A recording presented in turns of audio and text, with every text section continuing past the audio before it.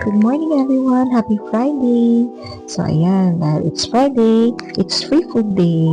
So ayan, naglalakad na kami ng aking friend and baka mapansin nyo guys medyo pina-fast forward ko. Kasi same route lang naman yung dadaanan natin. So naisip ko baka ma-bored na kayo. By the way, kaya ako tinututukan itong mga dahon kasi pansinin nyo guys, medyo frozen na siya.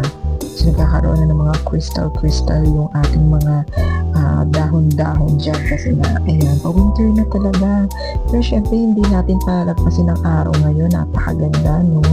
Kaya talagang, thank God, it's Friday.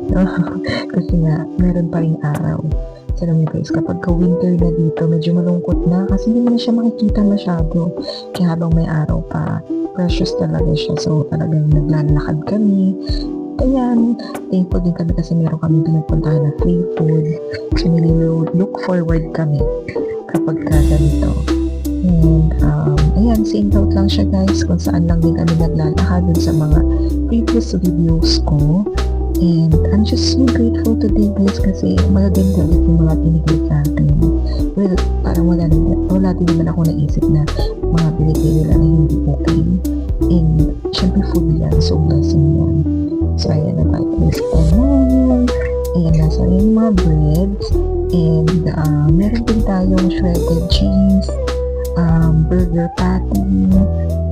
Ngayon, meron din tayong pang coleslaw, so cabbage na prepared na, and then frozen hot dogs, and meron din tayong mga yogurt and drinks.